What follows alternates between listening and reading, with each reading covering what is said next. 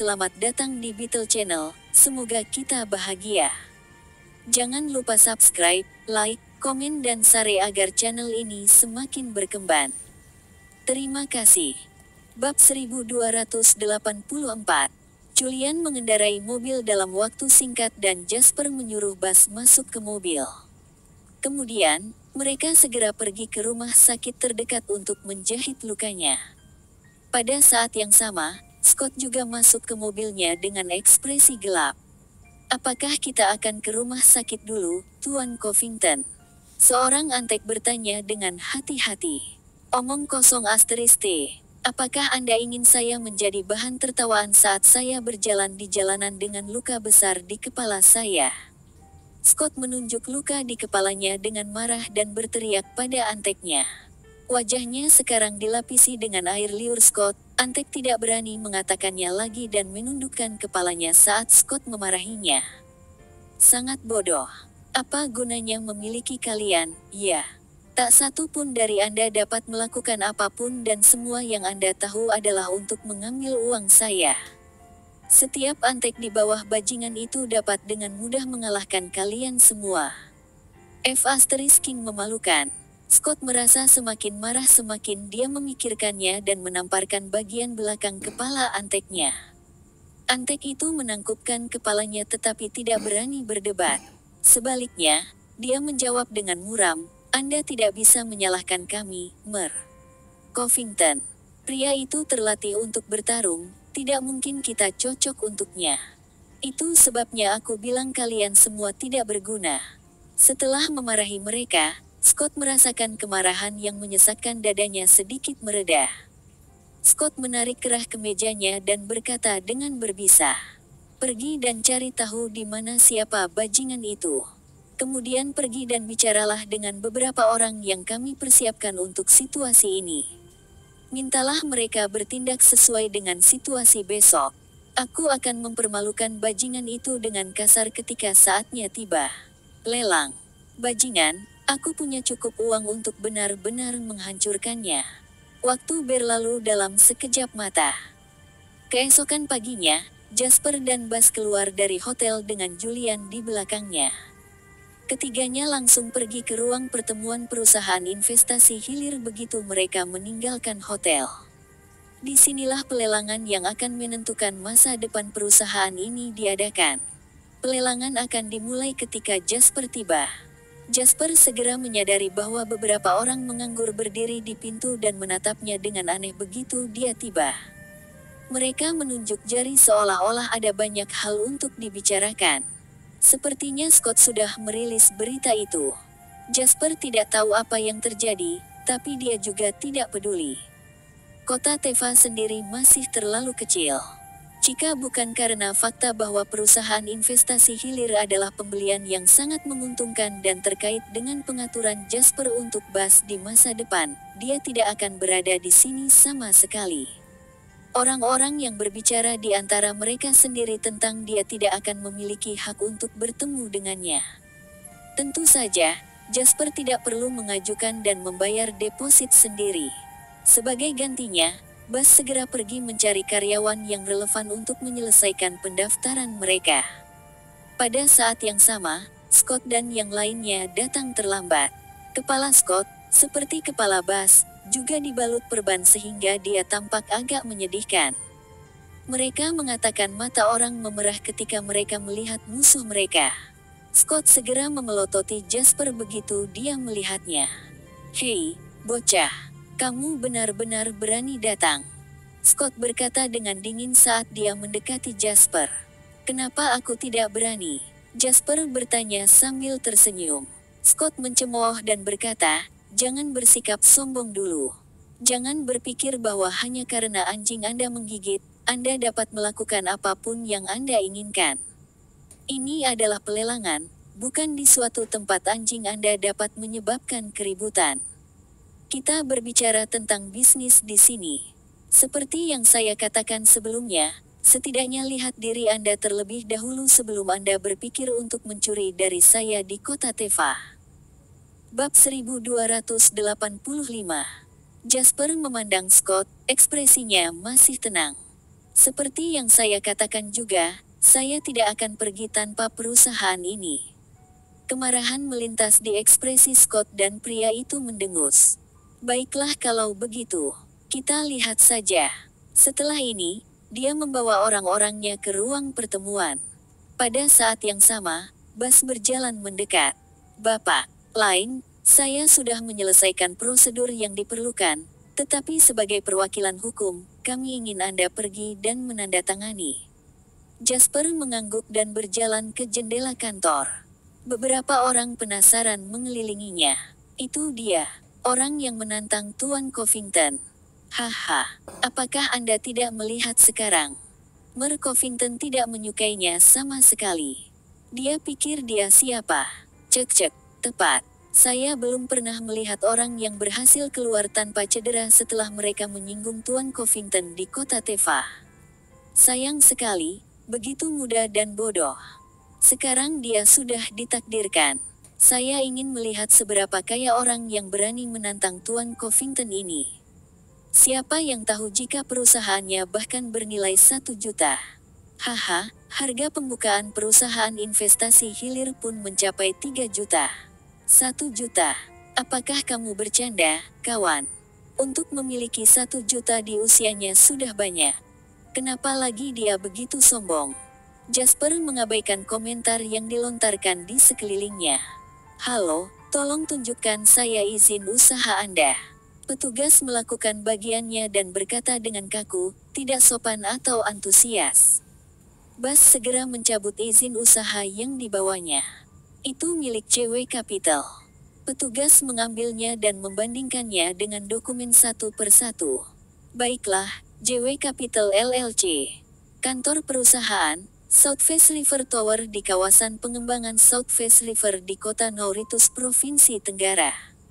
Perwakilan hukumnya adalah Jasper Lain, apakah itu Anda? Jasper mengangguk dan menjawab, saya perwakilan hukum. Petugas itu membuat catatan pada dokumen pendaftaran dan tiba-tiba tercengang ketika dia melihat kembali ke modal terdaftar perusahaan. 1 miliar. Petugas itu mungkin telah merendahkan suara mereka, tetapi orang-orang di sekitarnya masih mendengarnya. Kerumunan segera menjadi gempar. Ini adalah tahun 2001. Meskipun bukan lagi usia di mana orang-orang dengan ribuan dolar somer dapat dianggap kaya, masih jarang kekayaan seseorang dihitung dalam miliaran. Pemilik bisnis yang datang untuk menonton pelelangan adalah orang-orang sukses dalam setelan jas, tetapi aset mereka tidak melebihi beberapa juta. Orang-orang yang asetnya mencapai 10 juta dianggap sebagai pemilik bisnis besar. Meski begitu, orang-orang ini dianggap sebagai pengusaha peringkat tertinggi di kota Teva. Ini tidak eksklusif untuk kota Teva. Mempertimbangkan keadaan ekonomi negara saat ini adalah kasus di sebagian besar kota. Oleh karena itu, 1 miliar yang dibacakan petugas ini membuat Jasper menjadi seekor naga di tengah sekelompok anak ayam kecil. Tuan Lain, tolong tanda tangani di sini. Petugas itu kaget dan secara naluriah meluruskan postur tubuhnya agar seprofesional mungkin. Dia mengeluarkan dokumen untuk ditandatangani Jasper. Jasper mengambil pena dan menandatangani namanya dengan cepat, lalu dibawa Bas dan Julian ke ruang rapat. Dia tidak tertarik untuk melirik kerumunan yang bingung lagi. Sama seperti bagaimana Jasper mengabaikan ejekan mereka, dia tidak peduli dengan ketakutan dan kecemburuan di wajah orang-orang ini sekarang karena dia telah menunjukkan kekuatannya. Seperti yang dia katakan sebelumnya, perbedaan di antara mereka terlalu besar. Bab 1286. Hampir semua orang sudah datang dan duduk ketika Jasper memasuki tempat pelelangan. Ada sekitar 20 kelompok orang di dalam aula. Setiap kelompok memiliki sekitar 2 hingga 3 anggota, jadi, ditambah dengan petugas di sekitar ruangan, 60 hingga 70 orang saat ini memadati ruang pertemuan. Mayoritas orang mengambil tempat duduk mereka, sementara orang yang paling menarik perhatian adalah Scott. Pria itu duduk dengan profil tinggi di tengah ruangan dengan kedua tangan diletakkan di atas 2 kursi kosong di sisinya. Dia juga memiliki seseorang yang menuangkan dan menawarkan teh serta seseorang yang memberinya pijatan. Setelah melihat Jasper memasuki ruangan, Scott mengangkat matanya dengan malas untuk melirik pria itu. Dia mengejek tetapi tidak mengatakan apapun yang memprovokasi. Lagi pula, ini adalah tempat lelang dan bahkan dia tidak berani membuat keributan. Belum lagi Julian berada tepat di samping Jasper, dan luka di kepala Scott belum sembuh dan masih sakit. Scott menarik kembali tatapan sinisnya begitu dia melihat Jasper duduk. Scott mengambil kopi dari tangan anteknya dan bertanya, "Apakah Anda sudah berbicara dengan orang-orang yang kami ajak bicara?" "Iya. Semua orang akan berjalan sesuai rencana ketika saatnya tiba," jawab seorang antek dengan cepat. Scott mengangguk puas dan bertanya, "Bagaimana dengan bajingan itu? Apa kau sudah mengetahui siapa dia?" Pesuruh itu tampak malu dan berkata, "Tuan Covington, kami tidak diberi cukup waktu untuk menyelidiki. Kami membutuhkan lebih banyak waktu." "Tidak berguna." Scott memelototinya dan melambai padanya dengan kesal, "Kalian bahkan tidak bisa melakukan apapun dengan benar. Tanyakan pada perusahaan yang mengadakan pelelangan nanti karena dia pasti mendaftarkan perusahaannya jika dia datang untuk berpartisipasi dalam pelelangan. Anda akan dapat belajar tentang pria itu melalui mereka." Mata antek berbinar dan dia memuji, "Saya tahu Anda punya rencana yang bagus, Mer. Covington. Aku yakin itu akan berhasil. Hidupku sudah lama berakhir jika aku harus mengandalkan kalian," kata Scott sambil mencibir. "Lelang akan segera dimulai jadi lakukan itu nanti. Seberapa kuatkah keparat ini? Huff, dia punya banyak pekerjaan sebelum dia bisa mengalahkanku." Sesaat kemudian, juru lelang berjalan ke atas panggung dan berkata dengan penuh semangat, "Terima kasih telah datang hari ini. Hanya ada satu agenda hari ini, dan itu adalah investasi hilir LLC. Sekarang, sebelum pelelangan dimulai, izinkan saya menjelaskan situasi yang kita alami hari ini. Saat ini kami telah menerima total 22 aplikasi yang valid, yang sesuai dengan 22 keluarga atau perusahaan yang hadir yang mendaftar untuk berpartisipasi. Investasi Hilir LLC adalah perusahaan investasi pertama pemerintah Kota Teva yang beroperasi dengan dana negara. Menurut kebijakan para petinggi, kami sekarang akan memulai lelang untuk pasar perusahaan ini senilai 16 juta. Saya yakin semua orang yang duduk sudah memahami spesifikasi perusahaan ini, tetapi hanya untuk menekankan, kami melelang kepemilikan Downstream Investment LLC secara keseluruhan. Ini termasuk peralatan gedung kantor yang ada, berbagai kualifikasi investasi keuangan, dan lisensi. Tawaran pembukaannya adalah 3 juta dolar Somer. Tanpa basa-basi lagi, biarkan pelelangan dimulai. Dengan harga pembukaan 3 juta, penawar yang tertarik dapat mulai memanggil tawaran mereka sekarang. Juru lelang baru saja selesai berbicara ketika seseorang mengangkat kartu penawar mereka di sudut ruangan. "Nomor 11 panggilan untuk 3 juta, apakah ada tawaran yang lebih tinggi?" "Nomor 9 panggilan untuk 3,1 juta. Nomor 13 panggilan untuk 3,3 juta. Di bawah aliran penawar yang stabil, harga perusahaan investasi hilir naik dari 3 juta menjadi 8 juta.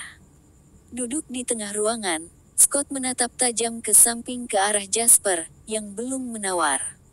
Dia mengejek. Orang-orang yang menyebut harga sekarang semuanya adalah pembantu yang diundang Scott. Jika Jasper tidak menyebutkan harga, maka Scott akan mendapatkan perusahaan dengan biaya rendah. Jika Jasper mengangkat kartu penawarnya, maka Scott akan bergerak juga. Semuanya tergantung pada Jasper sekarang. Pada saat ini, mata pria itu sedikit menyipit. Dia menangkap sesuatu yang dikatakan juru lelang.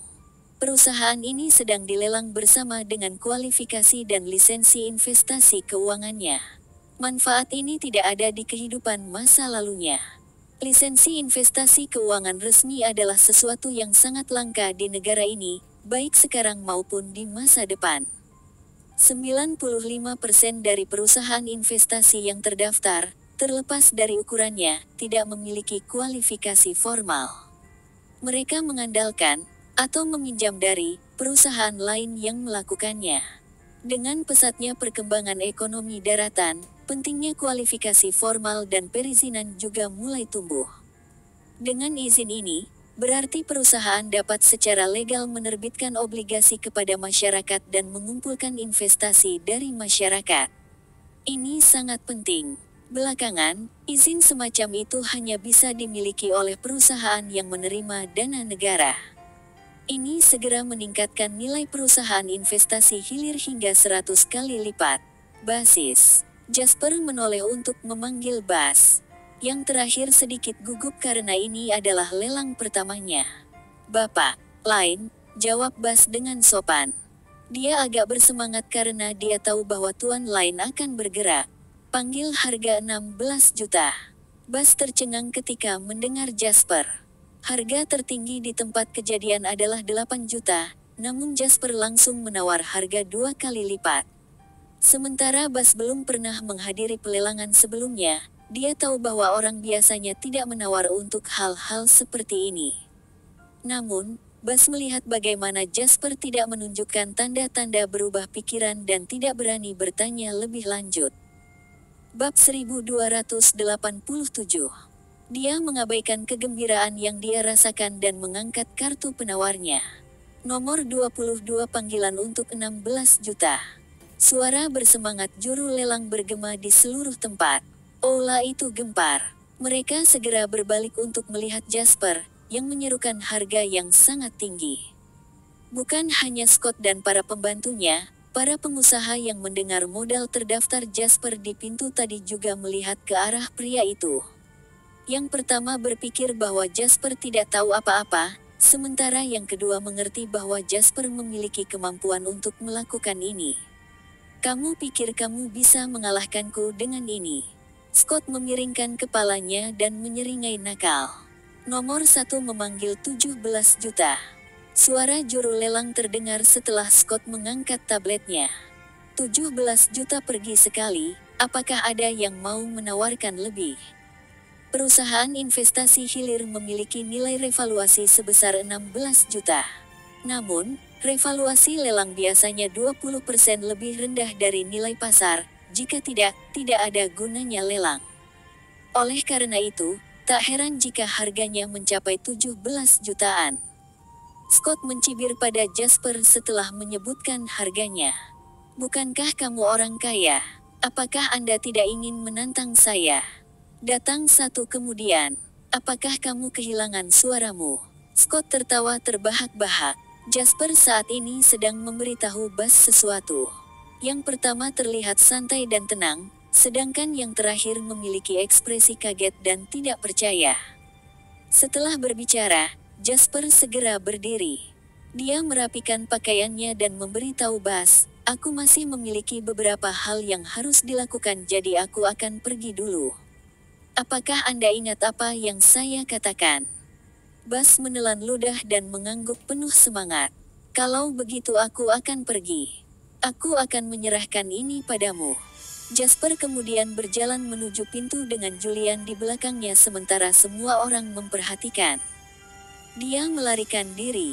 Scott tercengang dan tertawa terbahak-bahak. Di sini saya bertanya-tanya seberapa kuat Anda.